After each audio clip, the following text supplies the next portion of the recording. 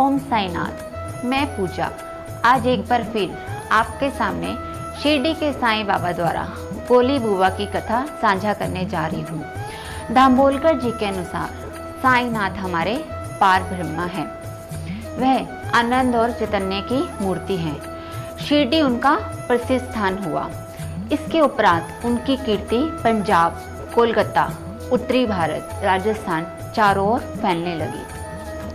साईं बाबा का यश और कीर्ति चारों ओर फैलने लगा। दूर दूर से भक्त उनके दर्शन के लिए आते और उनकी कृपा का लाभ उठाते। साईं बाबा के दरबार में शुद्ध और अशुद्ध सभी प्रकार के भक्तों को शांति मिलती। यह कोई बड़ा चढ़ाकर कही गई बात नहीं है। ऐसा ही एक अनुभव उनके एक भक्त ने साईं के द्वारा पाया। 15 वर्ष के थे, जिनका नाम था गोली बुबा। वह पंढरपुर के गंगा तट पर निवास करते थे। सामान ढोने के लिए उनके पास एक गधा और एक शिष्य था। वह हर वर्ष वारी लेके पंढरपुर जाया करते और वापसी पे लौटते समय साईं बाबा के दर्शन करके आते। साईं बाबा से उन्हें बड़ा ही गहरा प्रेम था। जब गोली बुबा ने साईं बाबा पर अपलक दृष्टि डाली तो वह चकित रह गए, हैरान रह गए। साईं बाबा के लावण्य रूप को देखकर वह मस्ती में घूमने लगे और उन्हें विठल्ला कहकर पुकारने लगे। वह भाव विभोर उठे और कहने लगे, ये साईं बाबा नहीं हैं, ये हमारे पंढरपुर के विठल के अवतार हैं। गोली बुबा पंढरपुर के विठोबा विठुल की परम भक्त थी। उन्होंने पंढरपुर की अनेकों बार यात्रा की थी और यही अनुभव पाया था कि साईं बाबा विठोबा के अवतार हैं। किंतु कुछ लोग उनकी बात पर ध्यान नहीं देते थे, लेकिन साईं बाबा के प्रति उनकी निष्ठा और आस्था को भी झुकला नहीं सकते थे। साईं बाबा के ध्यान में उन्हें अत्यंत ही रुचि थी।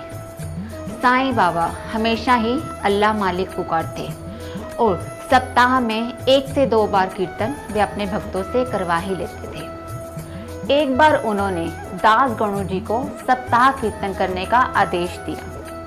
तब दास गणु जी ने कहा, साईं बाबा आपकी आज्ञा शिरोधरी है, किंतु आपको मुझे एक आश्वासन देना होगा। जब सप्ताह कीर्तन समाप्त होगा तो विठल जी यहाँ पधारेंगे।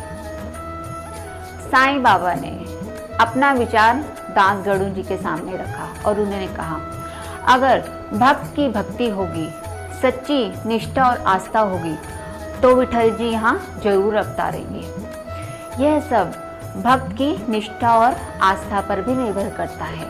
जिस प्रकार एक भक्त को ईश्वर की आवश्यकता होती है, उसी प्रकार ईश्वर को भी अपने भक्त की आवश्यकता होती है।